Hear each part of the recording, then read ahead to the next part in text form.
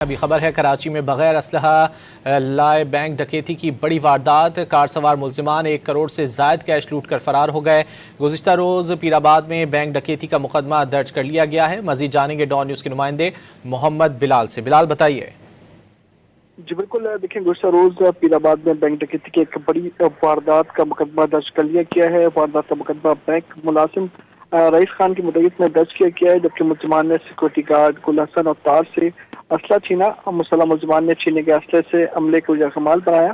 ملزمان اسلحے کے زور پر کیش کاؤنٹر سے 1 کروڑ 16 لاکھ روپے سے زائد کی رقم لوٹ کر فرار ہوئے ہیں، جبکہ واردات کی CCTV فوٹیج بھی تفتیشی اداروں نے حاصل کر لی ہے۔ پولیس ذرائع کی جانب سے یہ بتایا گیا ہے کہ بینک لوٹنے والے ڈکیتوں کے پاس اسلحہ موجود نہیں تھا۔ ملزمان نے فارسات سیکورٹی گارڈز کے اسلحہ چھیننے کے بعد اسی اسلحے سے حملے کو یرغمال بنایا۔ واردات کی اطلاع دینے کے بعد بھی علاقہ پولیس تاخیر سے پہنچی ہے۔ پولیس حکام کی جانب سے یہ دعویٰ ضرور کیا گیا ہے کہ واقعے کی تفتیش شروع کر دی گئی ہے اور ملزمان کو جلد گرفتار کر لیا جائے گا۔